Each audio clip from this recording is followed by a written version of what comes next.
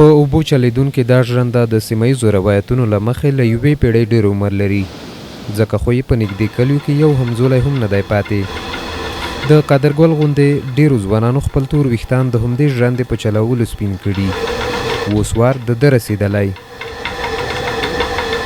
زه ساګ ویزم چې ولا سام کول بیا اندازه وي یولس کوله یا ډېر وخت مې کتیر کړه ژرنده کې خو بیا ته ووروي که نه چې بیا وره وشي بیا لیاره بندېږي هغه بندېږي چې دغه پرې اخوي لکه ډېره غله ذخیره کوي نه چې غلا خو بیا شپې وړو 9 بجې نه ولو بیا بارک مړ کوو 9 بجې نه ولو بیا غلا وي بیا په ګیس 5 بجې نه ورشړو 9 بجې نه بیا کټ کوو.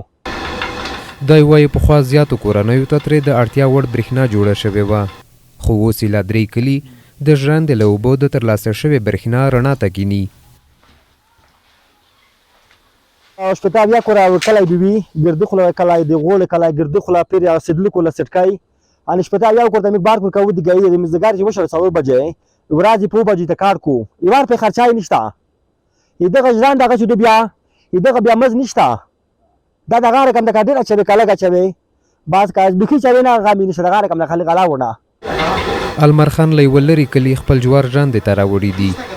وایي نور سهولتونه هسې هم نشته نو د ژرندې پاسته ګډلې خو باید وخوري.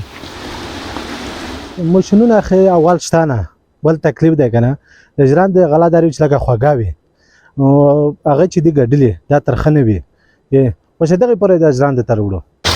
د سیمې وګړو د ژرندې ویاله پلونه د برېښنا غیر معیاري لاینونه هغه څه یاد کړل چې ترمیم او د حکومت لاسنیوي ته اړتیا لري. رئیس وایي کلیو کې پخوانی زور نه دی پاتې، که دا ور ژرنده معمولي ستونزه پیدا کړي نو له دوی یې پرچا وبوله. ولاکه کیل کې واسوي چې د ویرو روپۍ سره شي یا د مټو روپۍ وي بیا مې ډینامو څه خراب دی کیل وی رنګ مې خراب دی چا نه دی کړی پیټنګ یې د ژرندې یله چې دوی یله خوانده ولاکه ټول ارض کې شکېدلې وي کلي چاره کم چې په ګاډۍ جوړه کوی سمټو دی دغه واسیلرونه. د ویالې له اوبو ترلاسه شوې برېښنا د خلکو ټولو اړتیاوو ته جواب نشي ویلی، خو د سولر یا لاټین له رڼایۍ یې خلاص کړي دي. د دې ژرندې شهرت ځکه په سیمه کې ډېر دی چې خلک یې د یو تاریخي یاد په توګه راتلونکو نسلونو ته لیږدوي، ځکه خو تر اوسه هم چلیږي.